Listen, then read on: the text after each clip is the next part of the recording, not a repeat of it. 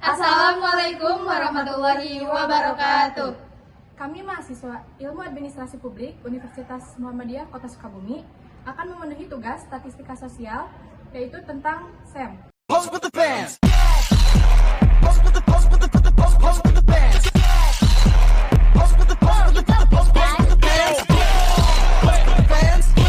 Saya akan menjelaskan apa itu Structural Equation Modeling. Structural Equation Modeling atau SEM dikenal dengan beberapa nama lain seperti analisis struktural covariance, analisis variabel latin, dan analisis faktor konfirmatori. Yang populer dalam penelitian manajemen karena berbagai kelebihannya, SEM adalah metode analisis statistik multivariat. Pengelolaan data SEM berbeda dengan pengolahan data regresi atau analisis jalur. Pengelolaan data SEM lebih kompleks karena SEM dibangun dengan model pengukuran dan model struktural. Definisi berikutnya menyebutkan SEM adalah teknik analisis multivariat yang umum dan sangat bermanfaat yang meliputi versi-versi khusus dalam jumlah metode analisis lainnya sebagai kasus khusus. Definisi lain mengatakan bahwa SEM merupakan teknik statistik yang digunakan untuk membangun dan menguji model statistik yang biasanya dalam bentuk model-model sebab akibat.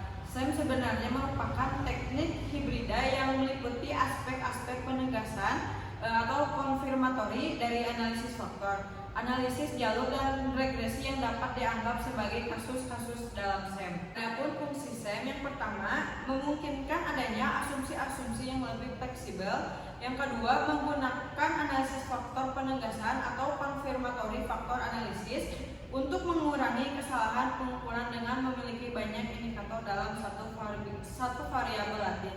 Yang ketiga, daya tarik interface pemodelan grafis untuk memudahkan penggunaan membaca keluaran hasil analisis. Yang keempat, kemungkinan adanya pengujian model secara keseluruhan daripada koefisien-koefisien secara sendiri-sendiri.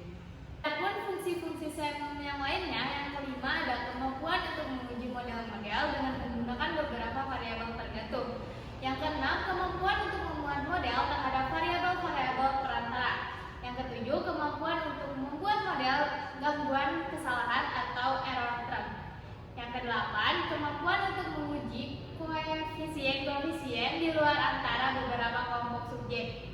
Structural Equation Model merupakan model simultan.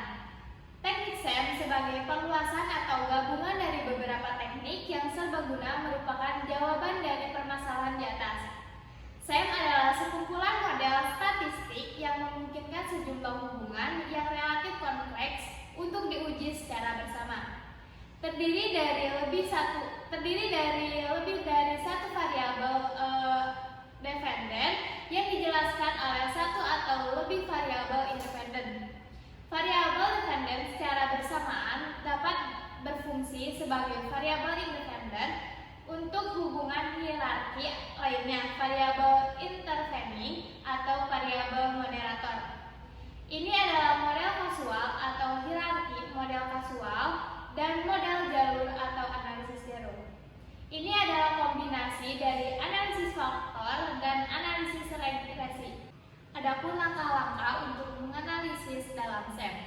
Untuk melakukan analisis SEM diperlukan langkah-langkah sebagai berikut. Yang pertama, kita perlu membuat deskripsi model berdasarkan teori, kemudian menentukan bagaimana konstruk akan diukur, mengumpulkan data, dan kemudian mentransferkan data ke AMOS. Yang kedua, AMOS mencocokkan data dengan model yang ditentukan dan kemudian menghasilkan hasil yang mencakup semua statistik, kecocokan model, dan estimasi parameter. Langkah analisis dalam SEM yang ketiga yaitu Anda memasukkan data biasa berupa matriks kovarian dari variabel yang diukur, seperti nilai soal yang digunakan. Format input lainnya dapat berupa matriks korelasi dan rata-rata mean.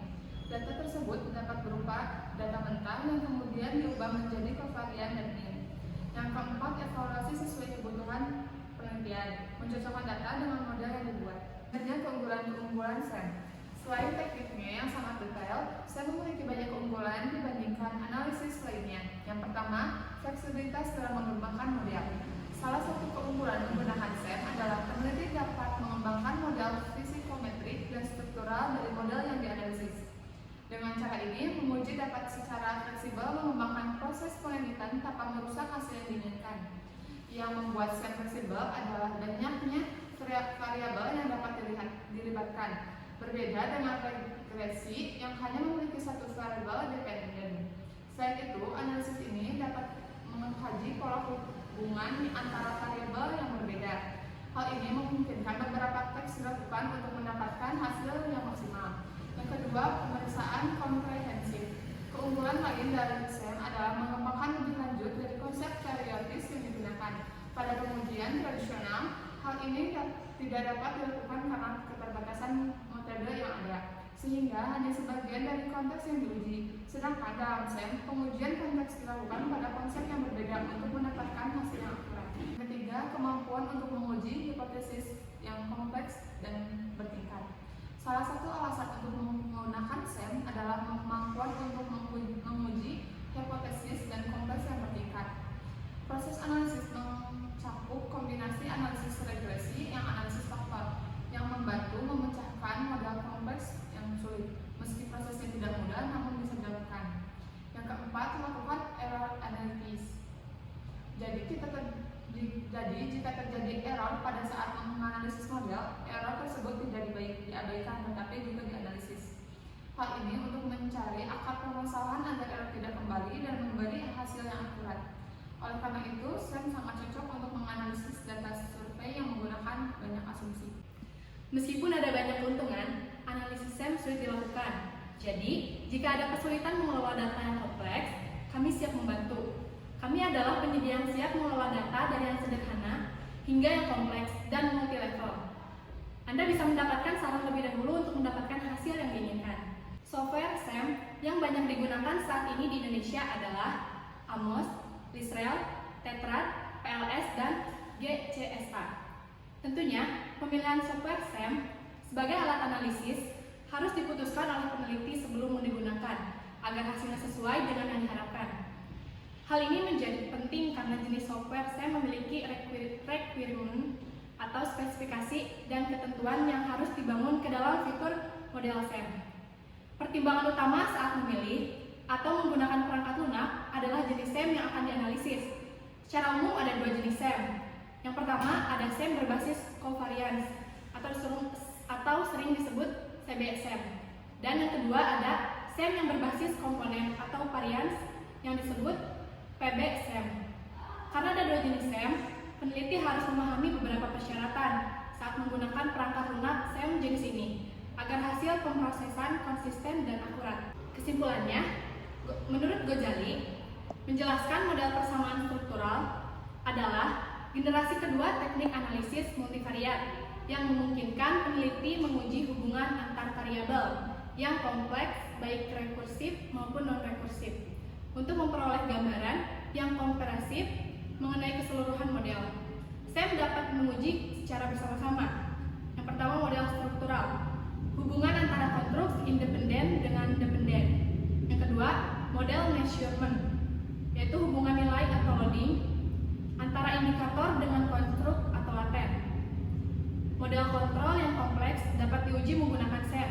Yang dimaksudkan dengan model kompleks adalah model simultan yang dibentuk oleh lebih dari satu variabel terikat, yang dijelaskan oleh satu atau lebih variabel bebas, di mana satu variabel terikat sekaligus merupakan variabel bebas untuk hubungan lain yang dinilai berhasil, seperti variabel mediasi dan variabel moderator.